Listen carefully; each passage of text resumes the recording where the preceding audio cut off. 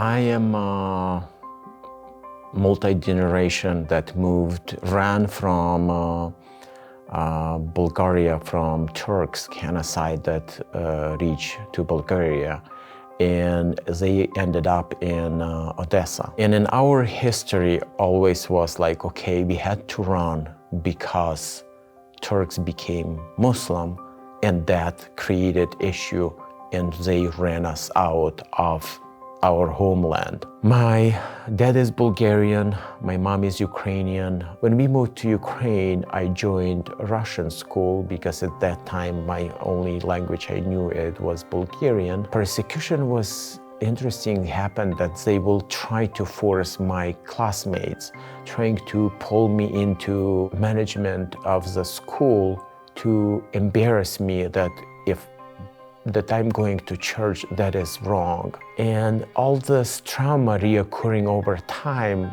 that made me stronger. I will never forget, we all packed up and ready to leave our house. Ivanka was pregnant with fourth child, and suddenly we get denied to go to US until child is born. And I just freak out again. It's like, wow, I'm getting stuck. And literally that doctor wanted just to bribe to get permission. That she was in early pregnancy. It wasn't that it's too late. But I used that time to learn English more and prepare myself to come to United States. My Ellis Island was New York. I remember myself sitting there waiting for next to be pulled in and getting for my kids and for my wife.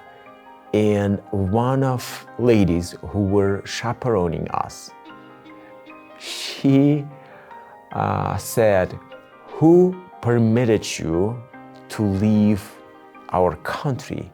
Who permitted you to make decision for your kids?"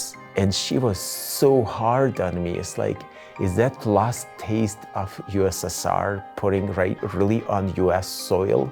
And it's like, that is our choice as a family. So from New York, we flew to Portland, Oregon, where we started our first 5 years. I remember me being lost professionally because some people will say, it's like, don't go to orthopedic surgery because it will take you forever to get there and maybe you'll never be able to get to that level. I decided to go to prosthetics and I finished school, and that wasn't easy, but at the same time, we were very happy. We were all busy. For 5.5 years, I was there, and then a lot of our relatives moved to Minnesota, and we were able to build our dream house and going to work, growing and switching. When I worked for first company for 11 years, I was hitting the ceiling. Even there was non-compete, but I was able to fight it. I was able to express my freedom of choice and freedom of me choosing where I should work. For such a time, you reach that position as a queen, and that's what I felt, that for such a time, I was able to reach that position that I can help Ukraine. War started, we started to help refugees from Ukraine at first, and then more and more injured people started, and then when project was born, we have probably close to 200 volunteers that joined us. We have protest center where we take care of prosthetics, where we try to show Americans that there is injured people behind those bombed buildings. We are looking now how to make it sustainable in Ukraine and US. Our dream to use that knowledge and bring to other countries. As there is a lot of third world country that they don't have even at the level that Ukraine has prosthetics. Sometimes I feel that my hobby is serving. I get the most out of it when I'm serving.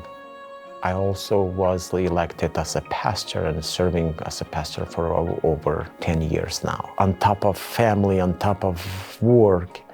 And I said, like, how much I'm doing to myself. I loved beekeeping, that's my hobby, but I had to quit it because my son had anaphylactic shock, but at the same time, it freed a lot of time. I love to read.